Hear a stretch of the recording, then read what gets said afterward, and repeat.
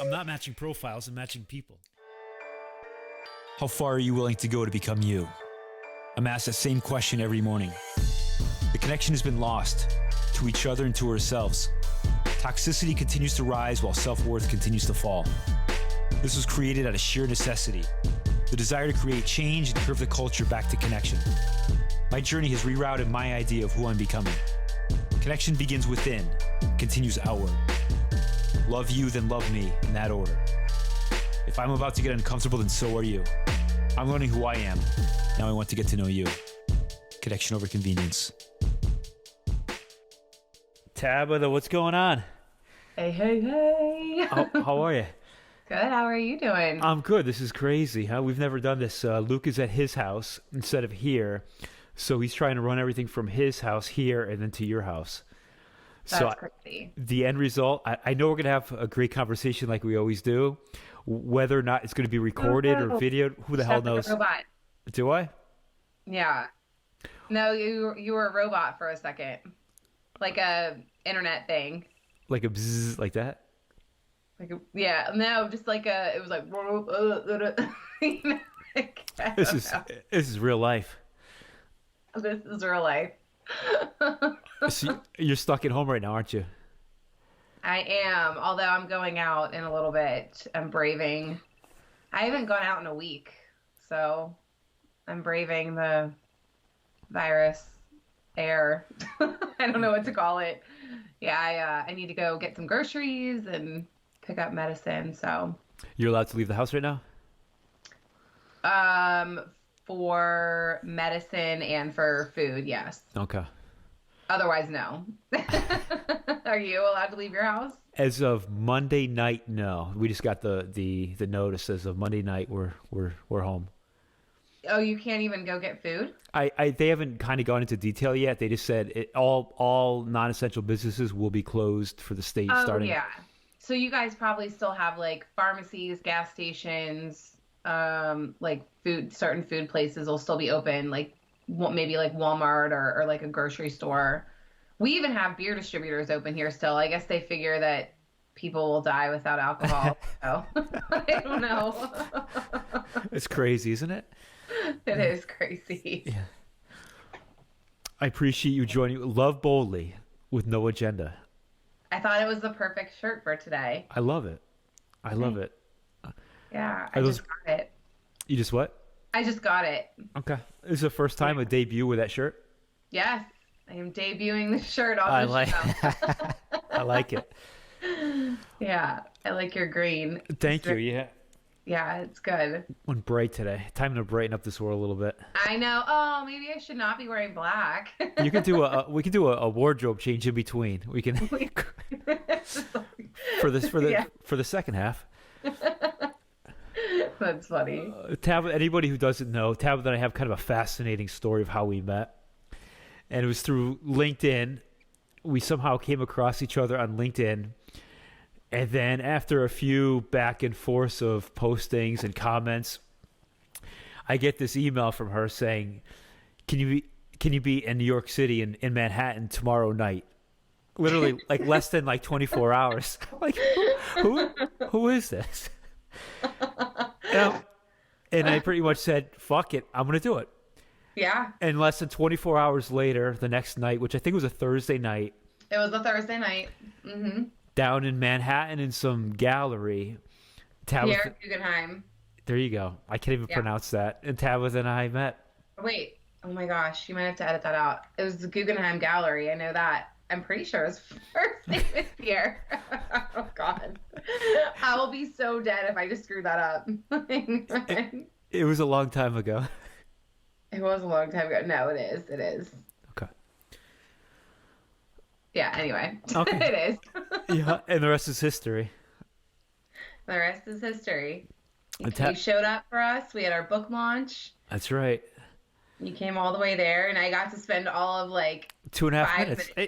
Yeah, maybe not even 5 minutes talking to you. And but it's so cool what transpired since then, I feel like, and probably a lot of things I don't even know, but even just you and Kathy coming together. I watched your episode with her, and I love her. Yeah. I love her. Yeah. So many people, Kathy and Chantel and Sherry and Melanie, and the list goes on, kind of how this thing started after meeting you in New York. Yeah, it's crazy. That's why I always say, like, just one thing can change the trajectory of everything. You just never know by having one conversation or, making one introduction or whatever it might be. It's not like when you think you can't change the world, maybe you can't change the world in the way that you think, where you're like one person and you just like end world hunger and bring on world peace. And it might not look exactly like that, but it kind of has a snowball ripple effect, by you just taking care of yourself and what you need to be doing. And then, turns into other really cool things. So it's amazing. It's what amazing life this is. It is pretty cool. I think even now, even now with all the coronavirus stuff, I think there's still so much to be grateful for. And it's just all about how we look at it. Sure, it's interrupted our life. You know what I mean? It's inconvenienced us for sure. But there's so much that we can still look at and choose to be grateful for. So it's interesting too, is because, as we're all inconvenienced and my line is connection over convenience. And it's perfect to have this conversation with you today. And I'm sure today is Saturday, Monday, we'll put this episode out, which is a good time to talk about, connection, and actually of all of us going to be home for a while, of actually having real conversations with people, as opposed to just kind of sitting on the phone and scrolling and doing this, but actually having real conversations, getting on the phone, getting on live videos and having these real human interactions while we go through this. Absolutely. I was so excited when you asked me, so thank you. And this is actually my first weekend podcast, so I made an exception for you because I really wanted to have this conversation. And when I was getting ready this morning and I was thinking about what connection over convenience meant to me, I just thought, in a day and age where like you said, almost everything is online, whether it's a dating app or, professional networking like LinkedIn. So many things happen online and it's so easy, right? It makes it easy to quickly like something or make a quick comment, or I haven't been on a dating app in a while, but I guess on a dating app, whatever the equivalent is on maybe Tinder, like swipe right or left. And it makes it so easy or seemingly easy, right? But I think when you really put in the effort, when it's not so convenient, that's where the magic happens. So relationships are never built on convenience, whether that's a romantic or professional relationship. They're not built on convenience. And so I think what you just described, while they're all convenient, nothing can come of it. Right. It's not until you take anything offline, right? Like when I'm recruiting, sure, I might find somebody online, but I can't make a placement. I can't know somebody and know what matters to them and what alignment looks like and all those things. I can't do any of that unless I'm actually taking it offline and having a video call, a phone call, whatever it might be. And yeah. It's interesting that a lot of people are afraid of the phone. They don't want to have a real conversation. They just rather just kind of do the texting or the DMing or whatever else, but not have a real offline conversation. And that's what the connection, that's what we've lost today. And that's what I love about having, real conversations. When we first talked, instead of sending me a text, you sent me a nice voice, a whole message. We were going to voice. We already went right to voice. And there's something so special about that. You get to know somebody below the surface, and that's kind of where it starts. Yeah. I think when you hear someone's voice, I don't know, I'm not like a psychologist or anything, obviously, but I think something happens in our brains when it has to. It's like it gives you this different feeling when you are able to really connect with someone, hear someone's voice, hear their personality and how it resonates with you. Because I know sometimes I'll hear someone's voice and immediately I'll just be like, I feel this energy from you and sometimes you can feel it through text. I use a lot of exclamation points. So, but yeah, I think that there's just something special that happens when you can actually hear somebody.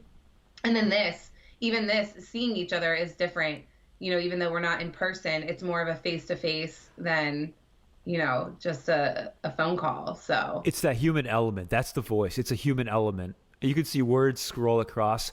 Once you hear a voice, it's not a robotic voice. Yeah. It becomes, there's a human on the other side of it. Absolutely. Yeah. I love it. I love it so much. It's just, that's why I really converted and kind of pivoted over to using almost only voicemail or voice memos on LinkedIn. Of course, I still use text, especially for quick things, but when I'm introducing myself to someone, I want that to be their first impression of me. I want them to see that I'm not afraid to show up in a different way than most people are showing up, and then just take it from there. And I find that, and this is how I think about all relationships, when you're vulnerable first and you open yourself up first, sometimes that step is a little bit difficult, right? But when you do that, it almost gives the other person permission, and not that they need permission, but it gives them that permission in their brain to be like, oh, well, she shared that with me, so maybe now I don't feel as awkward or TMI in sharing something else with her because she sort of opened that door first. And I find that to be, it's just been very helpful, and honestly kind of puts me at an advantage, but in a special way, because I love learning about people and what's going on in their lives and what makes them tick, I think we all have this barrier, and we're afraid of being vulnerable. But I think today you're more relevant when you can become vulnerable and have a real conversation. That's how we get to know each other. We could sit and talk the surface level all day, but for me that doesn't do much for me. I love getting to know people. Right. Exactly. I mean, when it's surface level, what are you really getting out of that? I find that, I shared my cancer story years ago, and I still share it today, but I was very public with my journey, and it was something I felt compelled to do. It was almost like out of my control. I felt like this is what I have to do because I don't know what my outcome is going to be, so I need to make sure that along the way I'm doing something good. And by sharing my story and really connecting deeply with other humans going through the same thing or something very similar, it opened up so many conversations, and people from high school even contacting me and saying, because of your story, I've been feeling weird, and they start opening up about, symptoms that might be uncomfortable for people to talk about, or just saying, I scheduled a colonoscopy because I heard your story, or you gave me hope, now, especially now talking about being a survivor, and coming out of that on the other side, it's like I'm able to give people hope, but they won't know about it if I'm not sharing the fact that I too was diagnosed, with stage 3 colon cancer when I was 31, when I had not even a 2-year-old. I was only 4 months married. So it's like people see this outside version of what they think, the perfect highlight reel of what they think your life looks like. And it's like, well, I've been through all this and I got through, and now I'm on the other side, and you can too. And here's kind of how I did it. So I think that no matter what your challenges are, I think that if we're sharing our lives with other people, it's a way to give people hope and a way to make people feel not so alone. Yeah. And we're never alone, but a lot of times we feel alone. Right. Especially now, right? Yeah, Everybody's so isolated right now. And I was talking to somebody on LinkedIn this morning about, the whole social distancing. And the second I heard that term, that phrase, I was like, I was like, I hate this. Immediately I cringed. And they said it differently, and they said physical distancing. And I was like, okay, well, I like that a little bit better because it gives you a little bit more of a visual of, okay, we can't be near each other, but we can still be interacting. Absolutely. And not feel alone. So, yeah. I'm so curious of I know you, the StrongAssMindset, and who you are today. Prior to being diagnosed and who you were at 31 or 30, and prior to that, were you a completely different person at that time? Like, who was Tabitha at that time? I always call her Tabitha BC, Tabitha before cancer. Yeah. And you know what? I don't think I was so different. I guess it depends on who you ask. From my own reflection of it, I don't think I was this completely different person. I think that I cared deeply about people, but I think that it was just a more immature version of myself, where I would let other people's emotions and other people's negativity really determine my emotions. And I'm not saying I never do that today, right? Sometimes you get stressed, and I'm certainly not a perfect human, but overall, what I like to call my strong ass mindset has just helped me really navigate situations differently and think about things differently. So even if I think I come to conclusions faster, if that makes sense. So I'm not dragging things out as long. I'm not being negative as long. I definitely am able to just kind of see it from a different perspective. And that is something that I would go through cancer 100 times again if it meant coming out on the same side that I was able to come out of that. So, yeah, it's crazy. What do you like? What do you think? How, in terms of mindset? I mean, do you feel like you have a strong ass mindset? And if you do or you don't, like why or why not? And kind of where did it come from? And what are you working on with mindset? The past, absolutely now, yes, stronger than it's ever been, because I'm just so focused on my purpose.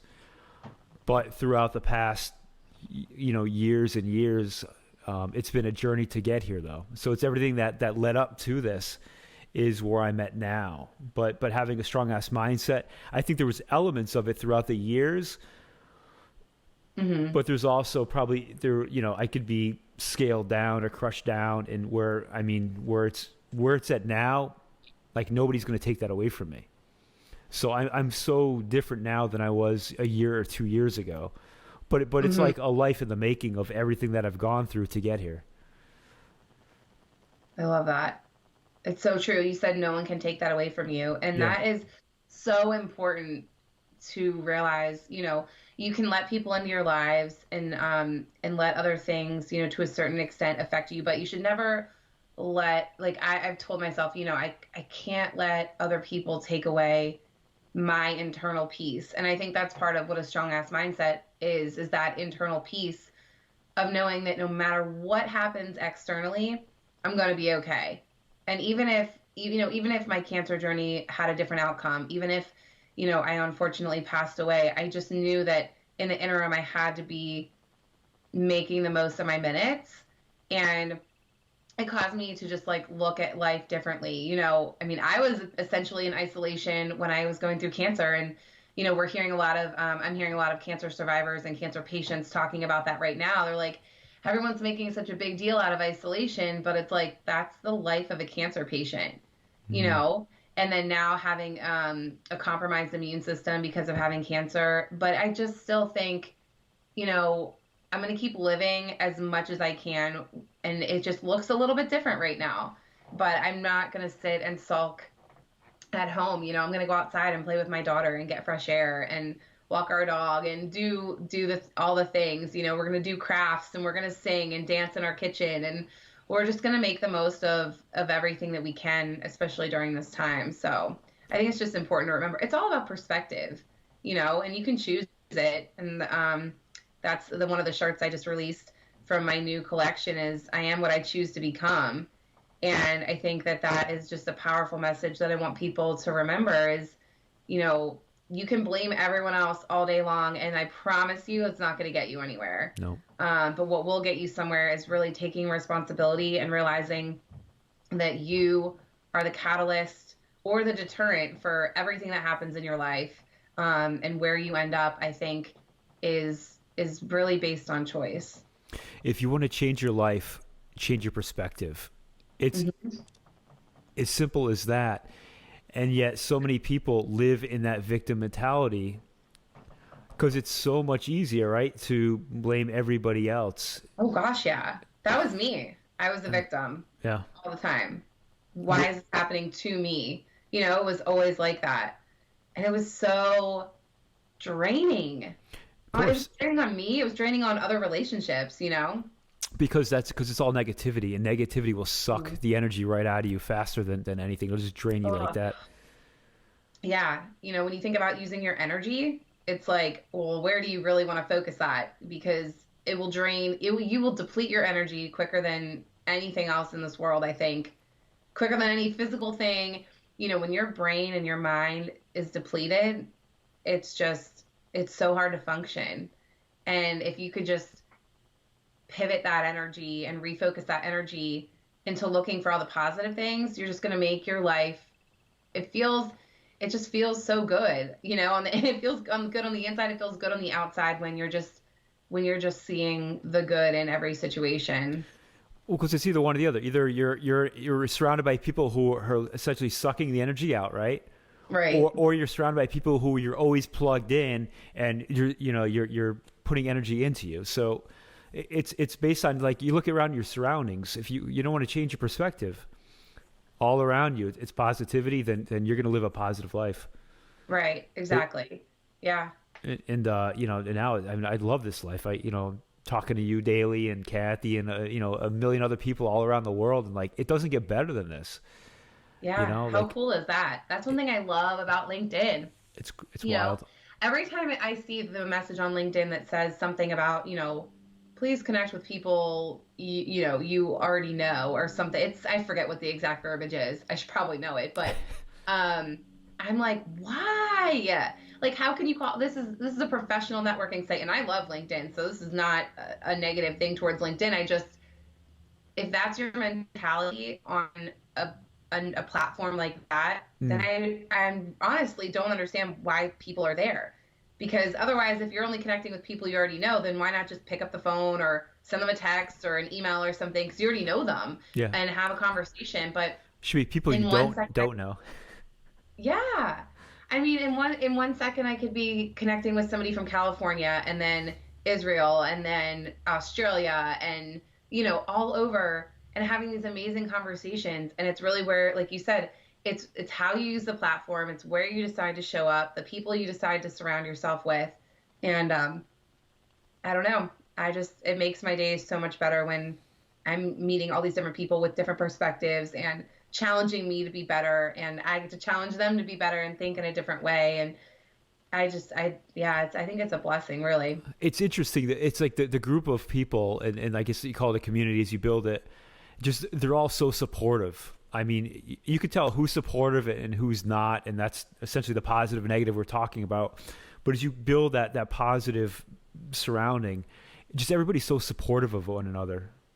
Oh, yeah. I mean, I have so many examples of that, and I'd love to share one if that's okay. Absolutely. I mean, obviously, we've shared a little bit of our story already, which is, I think, such a cool thing. And last year in 2019, when I was going through my double mastectomy, but at that point, I had been on LinkedIn for, since, I guess, 2017. I was back on it again. And so I built a really strong community. I built really strong relationships. And, Sarah Johnston, I don't know if you know her. You should definitely have a conversation with her if not. And, but I met her on LinkedIn, and we became friends. And she organized a meal calendar for me during that time for me and for my family. And so many people on LinkedIn, some that I knew, some that I didn't know, showed up and chose a date on the meal calendar. And for like 2 months, I had consistent meals being sent to my house, so we didn't have to worry about cooking. I mean, I couldn't even lift my arms. So, to take that off of my husband and me, and to make it so we had food. I mean, that's just one example. I have to tell this one because this is a really cool one. So during that time also, Lila Smith, I'm sure you're familiar with Lila. Yes. And, if you're not, though, again, another phenomenal human.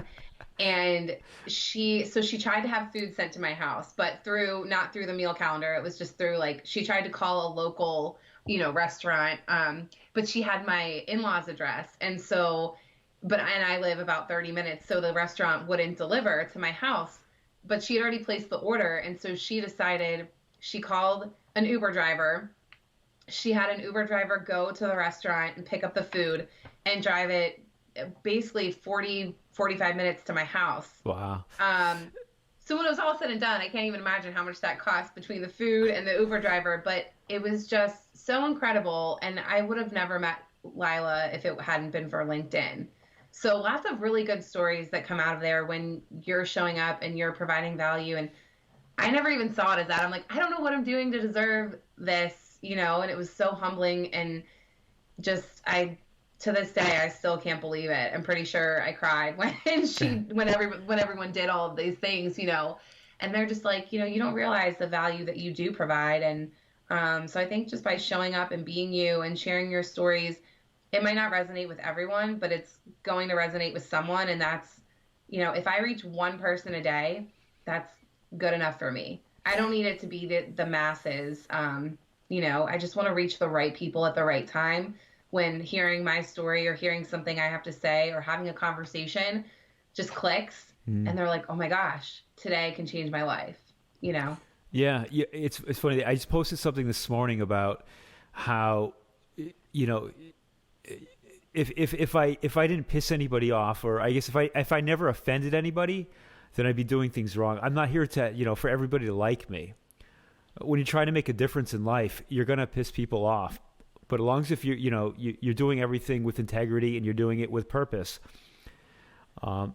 then yeah, it's going to be divided. Whatever it is divided, it doesn't matter. You need to carry on with your message and your purpose. And I'm so curious of what life was like too with you and your husband once you were diagnosed and started to go through. And this is right before the wedding, or was it right after? It was somewhere right around it, right? Yeah, so it kind of started. So I had symptoms starting when I was pregnant, actually, back in 2014. And I thought it was pregnancy stuff. So honestly, I didn't say anything at the time to anyone. And when my daughter was born and things still kept happening, I was like, something is probably wrong. So she was born in 2015.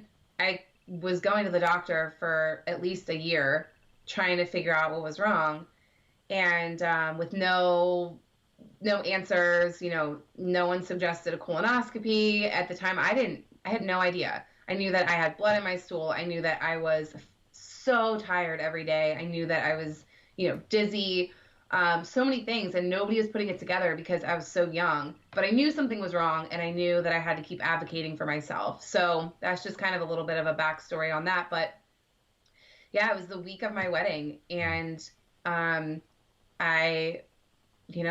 was a ton of blood, and my husband just said, you need to go to the ER right now. So I went to the ER. I stayed overnight. A couple days later, I was having my first colonoscopy, and I'm like, drinking this prep, dealing with the, all the colonoscopy prep stuff, while I'm also like creating a seating chart for my wedding and finalizing details, so that was crazy. And, but our actual wedding day was beautiful. And, I didn't think about anything else. I didn't really drink that day. I'm not a big drinker anyway, but I think I had something small throughout the day, but I just enjoyed being there in the moment and not knowing at the time what was wrong, and going on our honeymoon and coming home and finding out great news, no cancer, right? Or what we thought. And so that's where the 4 months after the wedding comes in. I was still pushing though, because I knew something was wrong. I'm like, this is not, you guys don't have answers for me. And I was seeing multiple surgeons. They were all telling me different things, and it just didn't feel right. And, one of our cousins came to me and said, listen, we have a friend at the Cleveland Clinic. We need you to talk to them. And so I talked to the friend at the Cleveland Clinic. They pointed me in the direction of my surgeon. And in January of 2017, I went in for what was supposed to be a 2-part procedure. And I knew that it could turn into something more, but he was like, I think it's going to be okay, but we just have to see. And I went in for like a 50-minute procedure. And I think about 5 or 6 hours later, woke up after having had a colon resection. And obviously my husband sitting in the waiting room by himself, multiple hours away from home, worried, sick about me. Why am I still in surgery? What's going on? And, 2 weeks after that, it came out that it was stage 3 colon cancer. So it was crazy time to navigate, being newly married. And we had been together for about 4.5 years before we got married. So thank goodness, we did have a little bit of that foundation laid, because, when they say through in sickness and in health, I think people just say those words. Like, I wonder how many people really think about what that might mean. And I would even say for myself at the time, you're just kind of like reciting that, because you're repeating after, the magistrate or the pastor or whoever. And, but it was really tested, and our relationship has continue to be tested over the years, just since cancer and multiple surgeries and all the things that does to your body. And so it's been crazy, but I think that's what people don't realize. When you're in a relationship and you're in love with somebody, that's unconditional. And you might not feel every day like you're just like so head over heels in love with that person, right? I think you probably say that too. Yeah. But I think that's the bond that kind of keeps you together and keeps you fighting for each other throughout, no matter what happens. So. Yeah. I had the pleasure of getting to meet him in New York. Yeah. And you guys shared with me, and if you would share again, of I love how you guys met, and I love it because it was not your swipe. Yeah. Yes. I always love these stories. Yeah. So I actually, we met on a softball field playing co-ed softball. And it was funny because I feel like I always share this part of the story because I actually think it's kind of cool how it happened. So I was on Match.com and I had met a guy, really nice guy. Like, still to this day, I think he's a really nice guy. Just wasn't for me. And we parted ways, but our first date was on the softball field, and he was like running the softball team. And so I played a game or two with them, and then we parted ways. And the next season, right, that was the fall season. The spring season came around, and one of the girls from the team had remembered me, and she's like, well, we need some additional girls this season. So she's like, if it's not weird, maybe you should ask Tabitha back. And so he did. That they asked me to come play with them full time, and I showed up for the first game. It was on my birthday, and that's when I met Chris, my husband.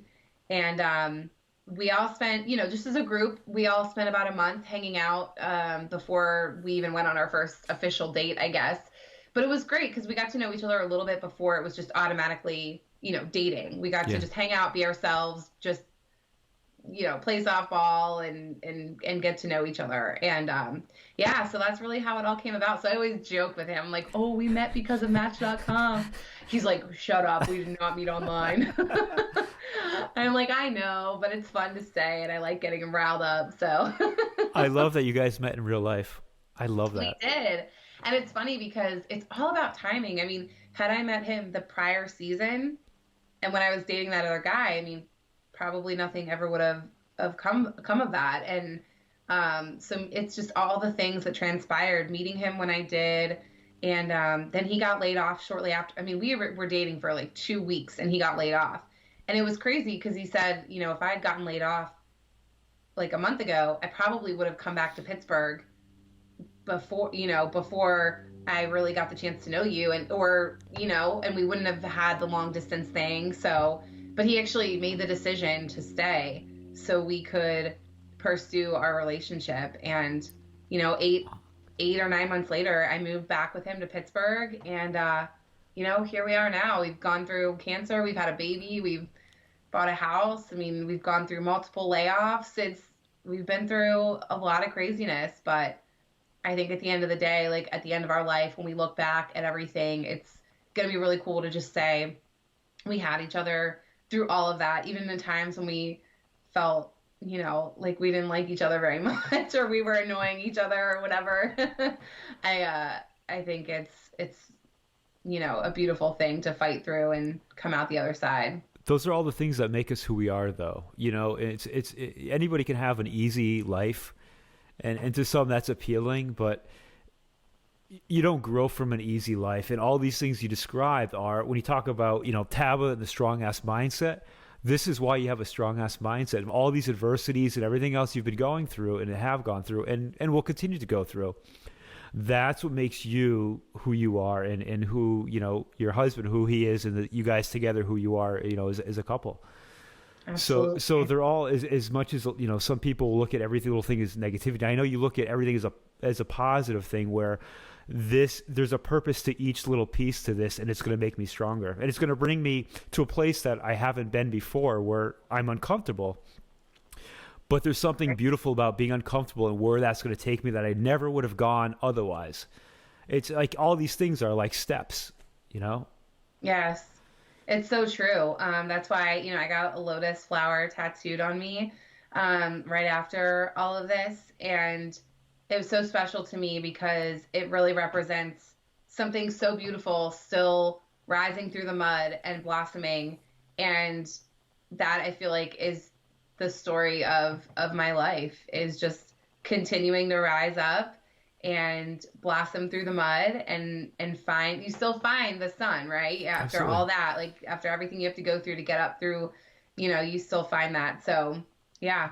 We like to plan everything, but it's always the unexpected in the real life where it leads us to new places. I mean, if you think about like a flat line, when somebody's dead, or a flat line, who wants to live that flat line life? Right. It's not like it's so fun when things are like a little hectic, a little chaotic. I think because there's always growth in that, and even now with all the coronavirus stuff, it's like, okay, well, what? I don't know why this is happening. I don't know, what's going to happen or how bad it's going to get or whatever. But, I feel like people are thinking more creatively. People are figuring out how to stay connected despite the fact that we can't be together in person. And I think people are reflecting and spending more quiet time, and it's creating this sense of oneness. And I truly hope that the effects of that last for a really, really long time. I hope that it is the change that a lot of people needed, because a lot of people are really freaking out about this, and rightfully so. But I think that what I've been through, it doesn't make me better or worse than anybody else. I just think because of what I've been through, I don't know, I'm not, like, even though I feel like I might be at higher risk, I'm still not freaking out because I know I can't ultimately control what's going to happen other than controlling the little things I do along the way, like staying out of public and, trying to keep things as clean as possible and all those little things that you can control. But ultimately you get to a place where you can't control everything. And when you're okay with that, I think that's what it means to have a strong ass mindset. I love that. I love how you describe that. It's almost like right now everything's being leveled, but things are going to be planted, and over time things are going to start to grow again. It's almost like the springtime where things will come to life again, and it'll look different, but that's not a bad thing. And I guess from before, don't confuse like what I was saying with like the chaos and drama. That's not what I'm looking for. Right. But more of the adversities and things that we can't control. There's always something beautiful that will come of that. Yeah, I couldn't agree more. Yeah. Yeah. Are those boxing gloves behind you? They are. I love those that. are my blue boxing gloves that I take with me to different colon cancer conferences. And what prompted it was a girl a few years ago when I was battling cancer. I saw this picture of her, and she was holding her arms up, in the air, and her back was turned, and on the back of her shirt it said Survivor, and on her hands were a pair of blue boxing gloves. And ever since I saw that picture, I was just so inspired by that, and I had been kind of looking for a pair, but I don't box, so I didn't actually want to spend a ton of money on them. And we were at a flea market last summer, and we passed this one random table, and this guy had this random pair of title boxing gloves, blue, and I just snatched them up. I'm like, oh, these are mine. And my husband was like, why are you getting those? I'm like, just go with it. All right. So, and I took them to AllyCon, which is the Colorectal Cancer Alliance's conference where all survivors and patients and doctors and all these people come together and learn and network and just get to be together. And anyway, I took them with me. It's so funny. I'm like dragging them through the airport. I just have them hanging on my suitcase, and I hung them over my shoulder everywhere I went at the conference. And it was really cool because it was such a conversation starter, and people would be like, oh, can I try them on, and can I take a picture with them? And so it was just kind of an icebreaker. And so I keep them back there just as a reminder, but they do get put to good use. I'll be taking them to every conference with me. So did I just disappear? You did. Huh. I don't know what happened.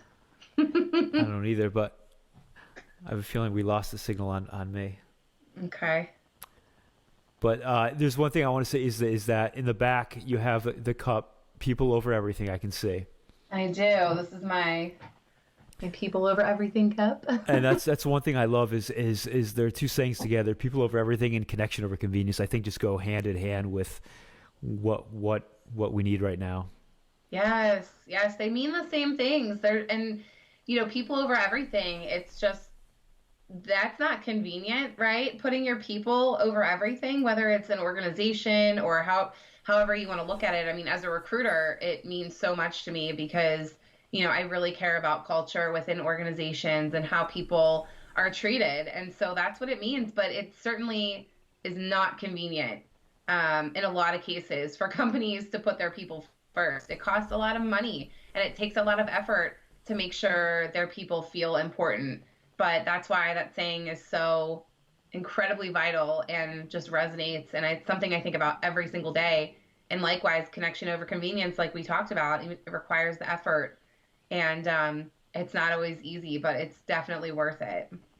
Absolutely. And I so appreciate, everything you've done for me, and everything you've done for me is definitely connection over convenience and right from the beginning.